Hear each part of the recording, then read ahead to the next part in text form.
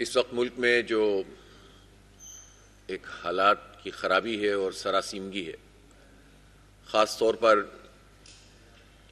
26 نومبر کو جو کچھ اسلام آباد میں ہوا ہے اور حکومت نے جس طرح آمرانہ روش اختیار کرتے ہوئے فسطائیت کا مظاہرہ کیا ہے، اس نے پوری پاکستانی قوم کو نہ صرف یہ کہ غمگین کیا ہے بلکہ لوگ شدید غصے میں ہیں۔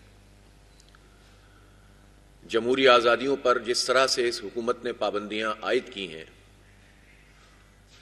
شاید مارشل لاؤ میں بھی اس طرح سے ریاستی جبر اور حکومتی جبر، ایک طرف گولیاں چلاتے ہیں، لاشیں گراتے ہیں اور دوسری طرف میڈیا کا منہ بند کرنے کی کوشش کرتے ہیں اور چاہتے ہیں کہ خبریں بھی وہی چلیں جو حکومت کی طرف سے جاری ہوں، اور زندہ انسانوں کو موت کے گھاٹ اتار کر بھی وزیر داخلہ صاحب یہ فرما رہے ہوں کہ کوئی ایک آدمی مجھے بتا دو کہ جو 5 افراد تو میرے پاس موجود ہیں جن کا مجھے ہمارے لوگوں نے بتایا کہ ہمارے فلاں محلے کے فلاں محلے کے فلاں محلے کے، کوئی یہ تعداد 9 بتا رہا ہے، کوئی 12 بتا رہا ہے، اور پھر اس کے بعد جب آپ حقائق قوم کے سامنے نہیں لاتے، جب حکومت کھلا جھوٹ بول رہی ہوتی ہے۔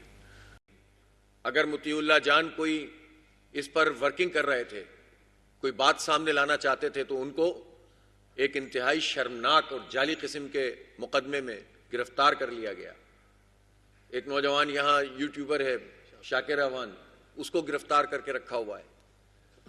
میڈیا پر پابندیاں ہیں کہ وہ حقائق بیان نہیں کر سکتے، تو پھر ظاہر ہے کہ یہ جھوٹ اور جو کھلا جھوٹ ہوتا ہے، اس کے نتیجے میں پھر افواہیں بھی جو پھیلتی ہیں، پھر جس کا جو منہ میں آتا ہے وہ بولتا ہے۔ اس سے اور مسائل پیدا ہوتے ہیں، اس سے اور خوف پیدا ہوتا ہے، اس سے اور غصہ لوگوں میں پیدا ہوتا ہے۔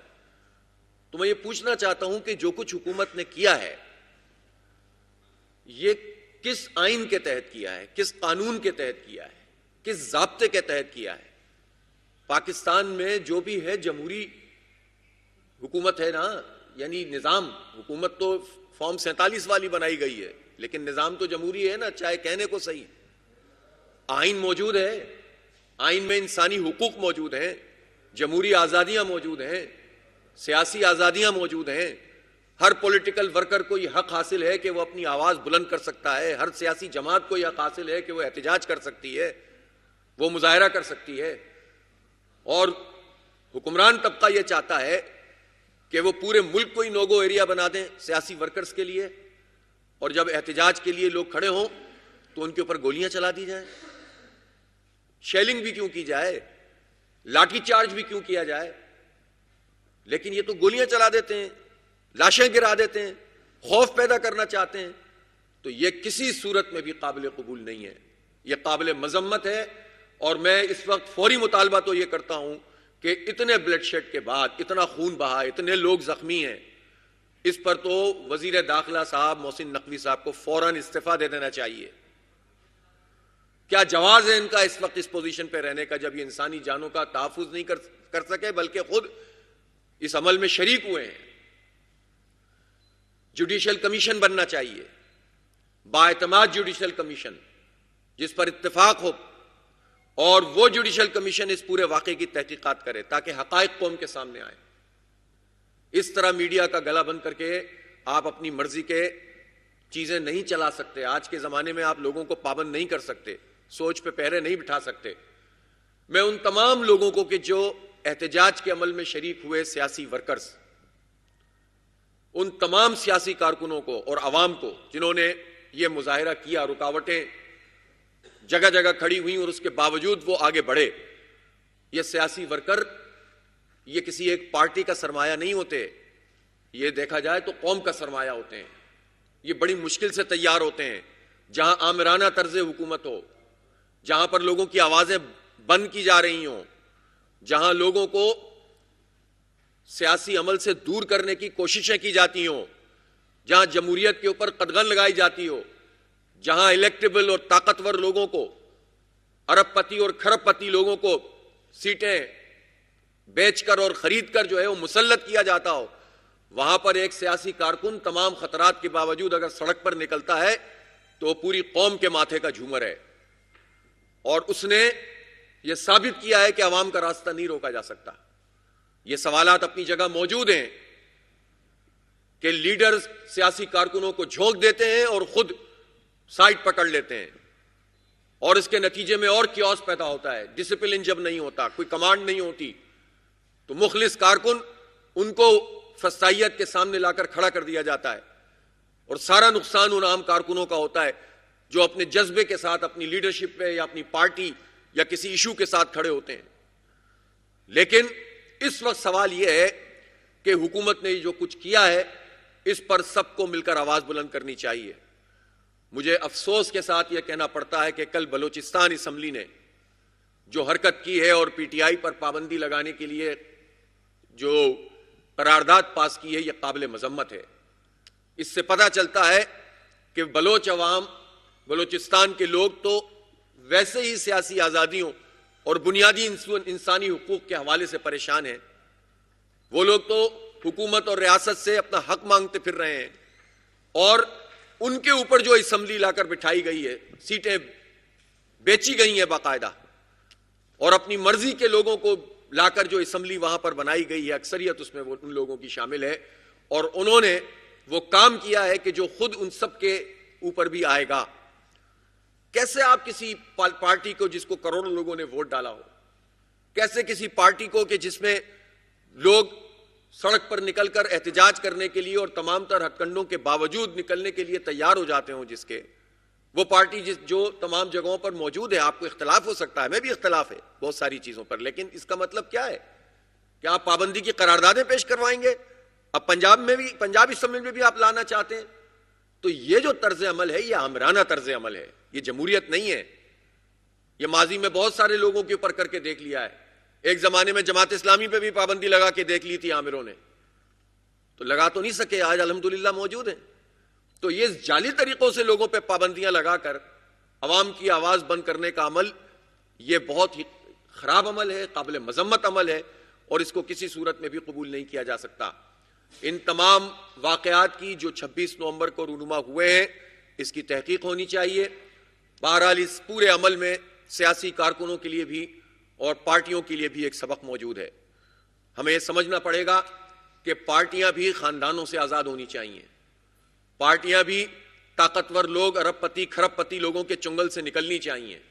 پارٹی کی لیڈرشپ بھی خود اس کو ریئلائز کریں کہ اس طرح سے پارٹیاں چلانے کے نتیجے میں یہی کیوس پیدا ہوتے ہیں، پھر کوئی کسی کا پوچھنے والا نہیں ہوتا۔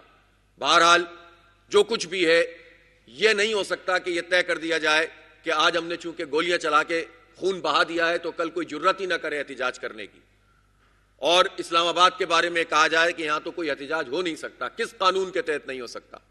کس آئین کے تحت احتجاج نہیں ہو سکتا؟ کیسے آپ ریڈ زون جو ہے ڈکلیئر کر سکتے ہیں؟ آپ کو کس نے اختیار دیا؟ آپ ہیں کون؟ آپ مالک ہیں اس پاکستان کے مالک پاکستان کے عوام ہیں، نہ کوئی فوج کا جرنیل ہے، نہ کوئی بیوروکریٹ ہے، نہ کوئی جاگیردار ہے، نہ کوئی وڈیرا ہے، نہ کوئی جعلی فارم 47 کی بنیاد پر بننے والا وزیر اعظم ہے۔ پاکستان کے مالک پاکستان کے عوام ہیں، اور پاکستان کا آئین ہے کہ جس آئین کے تحت ہم احتجاج کا حق رکھتے ہیں، کوئی بھی پارٹی رکھتی ہے، چاہے وہ کوئی کسی جماعت سے بھی تعلق رکھنے والا فرد ہو۔ آپ کیسے کہہ سکتے ہیں کہ یہاں پر کوئی آئے گا اور کوئی نہیں آئے گا؟ یہ طریقہ کار ٹھیک نہیں ہے۔ یہ قوم کو اس طرح سے بانجھ کرنے کا جو عمل ہے سیاسی اعتبار سے، یہ مناسب نہیں ہے۔ جب آپ جمہوریت اور جمہوری آزادیوں کو پامال کر دیں گے اور سیاسی احتجاج کرنے والوں پہ گولیاں چلائیں گے، تو پھر آپ کیسے لوگوں کو روک سکیں گے کہ لوگ کہیں کہ ٹھیک ہے پھر ہم بھی اسی راستے کا انتخاب کریں؟ آپ دھکیل رہے ہیں نوجوانوں کو اس جانب، آپ لوگوں کے ہاتھوں میں بندوق پکڑا کر انہیں دہشت گرد بنانا چاہتے ہیں، آپ پارٹیوں کے اسپلنٹر گروپ بنانا چاہتے ہیں، آپ چاہتے ہیں کہ لوگ جو ہیں وہ سیاسی عمل کے بجائے بندوق کی زبان میں بات کرنا شروع کر دیں۔ ہم پہلے ہی مسائل کا شکار ہیں۔ یہ حکومت کیا حکومت ہے کہ جس کو سب سے زیادہ فکر اس بات کی ہوتی ہے کہ اس کے خلاف اگر کوئی احتجاج ہو رہا ہے تو اس کو روکے؟ اس کو یہ فکر نہیں ہے کہ کل بھی کرم ایجنسی میں 12 لوگ جو ہیں وہ قتل ہو گئے، جبکہ وہاں پر سیز فائر ہو چکا تھا۔ کوئی فکر نہیں ہے ان لوگوں کو، کوئی ان کو فکر نہیں ہے کہ بلوچستان کس طرح لہو لہو ہے۔ پورا خیبر پختونخوا میں خود فوجی چوکیوں پہ حملے ہو رہے ہیں، عام لوگ جو ہے وہ شہید ہو رہے ہیں، قتل ہو رہے ہیں، فوجی شہید ہو رہے ہیں، انسرجنسیز ہیں، پروکسیز لڑی جا رہی ہیں ہماری زمین پر، اعتبار ختم ہو رہا ہے اداروں کے اوپر لوگوں کا. تو یہ جو کہتا ہے اس پر تو آپ بات کرتے ہیں کہ اس کی آواز بند کر دیں، لیکن اس پورے عمل پہ آپ کچھ نہیں کرتے کہ جس کے نتیجے میں یہ بحران پیدا ہوا ہے. جس کے پاس جتنا اختیار ہوتا ہے، جتنی طاقت ہوتی ہے، حکومت کے وسائل ہوتے ہیں، اس کی ذمہ داری اتنی ہی ہوتی ہے. آپ دوسری پارٹی دوسری طرف تو آپ لوگوں کا راستہ روکنے کے لیے سب کچھ کریں، لیکن اپنی حرکتوں پر کوئی بات نہیں کریں، کوئی تجزیہ نہیں کریں، کوئی ریوزٹ نہیں کریں اسے کہ آپ قوم کو کس طرح سے اعتماد دے سکتے ہیں. لہٰذا ہم یہ سمجھتے ہیں کہ کسی پارٹی پر پابندی لگانے کی بات کرنا، پی ٹی آئی کے اوپر پابندی لگا کر آواز بند کرنے کی کوشش کرنا، یہ جعلی طریقے سے فارم 47 کی پیداوار اسمبلیوں سے قراردادیں پاس کروانا، لوگوں پر گولیاں چلانا، اسلام آباد کو نوگو ایریا قرار دے دینا احتجاج کے لیے، یہ کوئی چیز بھی ایسی نہیں ہے جس کو قبول کیا جائے. یہ غلط بات ہے اور یہ بالکل بھی نہیں ہونی چاہیے. شادیانے بجا رہے ہیں کہ اسٹاک ایکسچینج اس نے 1 لاکھ کی نفسیاتی حد کو عبور کر لیا. بھائی وہ 2 لاکھ کی حد عبور کر لے، کیا انڈسٹریلائزیشن آگے بڑھ رہی ہے؟ کیا ہماری بجلی کے بل کم ہو گئے؟ کیا ڈالر ویلیو میں کوئی 30-35% کمی آ گئی؟ کیا سونے کی قیمت کم ہو گئی؟ کیا کھانے پینے کی چیزوں کی قیمت کم ہو گئی؟ کیا پیٹرول کی قیمت کم ہو گئی؟ کیا اس کی لیوی آپ نے ختم کر دی؟ کیا تنخواہ دار لوگوں کا جو ٹیکس تھا اس کا سلیب بدل دیے، کم کر دیا؟ کوئی ایک پیرامیٹر ایسا نہیں ہے کہ جس کی بنیاد پر ہم کہیں کہ پاکستان کی معیشت بہتر ہو رہی ہے. یہ سٹے کی مارکیٹیں ہوتی ہیں، سب جانتے ہیں اس بات کو، اور ان سٹے کی مارکیٹوں کی بنیاد پر آپ جھوٹ بولیں قوم سے کہ ہماری معیشت صحیح ہو گئی ہے. آپ جو نااہل لوگ ہوتے ہیں وہ تو ان پریزنٹیشنوں سے مروب ہو جاتے ہیں اعداد و شمار سے، اور پھر سب کو لیکچر بھی دینا شروع کر دیتے ہیں سامنے بٹھا کر، کاروباری لوگوں کو بھی. لیکن جن کو ذرا سا بھی شعور ہوتا ہے پاکستان کی معیشت کا اور حالات کا، یہ سارے حالات جو ہے وہ ایک دوسرے کے ساتھ جڑے ہوئے ہوتے ہیں. سیاسی حالات، معاشی حالات، لوگوں کی تمام تر جو ہے وہ تعلیمی حالات. کیا آپ نے ترقی کی ہے تعلیم میں؟ ادارے بیچ بیچ کے آپ جان چھڑا رہے ہیں. 13,000 ادارے پنجاب میں آپ نے کہہ دیا کہ چلیں ہم دوسروں کے حوالے کرتے ہیں، اور بالآخر اپنی جو ہے وہ جان چھڑانے کی کوشش کر رہے ہیں. پی آئی اے کا یہ حال کر دیا، تباہ کرتے ہیں اداروں کو، برباد کر دیتے ہیں، نقصان میں لے آتے ہیں، اس میں کوئی گورننس نہیں ہوتی، اور پھر اس کے بعد جب وہ برباد ہو جاتے ہیں تو بولی لگاتے ہیں، اور بولی لگاتے ہیں تو کوئی بولی لگانے والا نہیں ہوتا، اور پھر خود ہی ہونے پونے چند لوگ مل کر خریدنے کی کوششیں کرتے ہیں. یہی حال انہوں نے اسٹیم مل کا کیا. 2008 میں پروفیٹیبل ادارہ تھا اور آج دیکھیں وہ بند پڑی ہوئی ہے. پہلے اس کی گیس کی قیمت بڑھاؤ، پھر اس کی گیس کی سپلائی ختم کر دو، ملینز میں تنخواہیں لینے والوں کو لا کر بٹھایا ہوا ہے، چھوٹے ملازمین کو فارغ کرتے ہیں، بڑے بڑے مگرمچھ لا کر بٹھا دیتے ہیں، فیکٹری چل نہیں رہی ہے، تنخواہیں ان کی چل رہی ہیں، اور پھر کہتے ہیں کہ ادارہ تباہ ہو رہا ہے، یہ اسٹیٹ اونڈ انٹرپرائزز ہیں، یہ ہمارے اوپر معیشت پہ بوجھ ہیں. تو یہ بوجھ کس نے پیدا کیا ہے؟ یہ ان اداروں کو تباہ کون کرتا ہے؟ یہ جو پی ڈی ایم کی حکومت ہے جس نے ابھی تازہ کارروائی ڈال کے 26ویں ترمیم پاس کروائی تھی، Noon League, Peoples Party, J U I, M Q M type کی پارٹیاں، یہ سب ذمہ دار ہیں نا اس پورے عمل کی، جو کچھ ہو رہا ہے، جو معیشت تباہ ہو رہی ہے، اور پھر اس کے بعد لوٹ سے لگاتے رہو. گیس کا بحران اس وقت موجود ہے. آئی پی پی سے اگر کچھ معاہدے ہوئے ہیں وہ بھی ایک دباؤ ڈالا، تحریک چلائی، محنت کی، دھرنے دیے، تب جا کر آپ نے بات شروع کی، ورنہ تو آپ کہتے تھے آئی پی پی سے بات ہی نہیں ہو سکتی، انٹرنیشنل کورٹ میں چلے جائیں گے. غلط بیانی سے کام لیتے تھے. چلیں کچھ جو سے بات ہو گئی، کچھ بند ہو گئی، تو پھر بجلی کے بل کم کیوں نہیں ہو رہے؟ تو یہ ساری چیزیں اپنی جگہ موجود ہیں. کوئی ایسی علامت نہیں جس سے عام آدمی کو ریلیف مل رہا ہو. کیا یونیورسٹیوں کی فیسیں کم ہو گئی ہیں؟ کیا لوگوں کے لیے تعلیم کا حصول آسان ہو گیا ہے؟ کیا آئی ٹی میں حکومت نے ایسے اقدامات کر دیے ہیں؟ صرف سمبولک اقدامات کیے جاتے ہیں، دکھاوے کی چیزیں، چند لیپ ٹاپ بانٹ دو، 2-3 اداروں کا افتتاح کر دو اور کہہ دو کہ ہم نے آئی ٹی میں جو ہے وہ بہت تیر مار لیا ہے. یہ دھندا جو ہے پچھلے 10-15-20 سال سے چل رہا ہے آئی ٹی کی فیلڈ میں. 3.2 بلین ڈالر کی ایکسپورٹ ہے، پڑوسی ملک کی 227 بلین ڈالر کی ایکسپورٹ ہے. آپ بتائیے آپ نے کیا کیا ہے اس پورے عمل میں؟ تو کوئی ایک ایسی چیز نہیں ہے جو حکومت ٹھیک کر رہی ہو اور غلط بیانی سے کام لے کر قوم کو بیوقوف بنانے کا عمل، اور میڈیا تو ایسا لگتا ہے کہ بس اب خریدا ہوا ہے، کچھ چاہتے ہوئے کچھ نہ چاہتے ہوئے وہی چلاتے ہیں جو حکومت چاہتی ہے، لیکن اس سے حقائق نہیں بدل سکتے، اس کے نتیجے میں آپ عوام کے دل نہیں جیت سکتے۔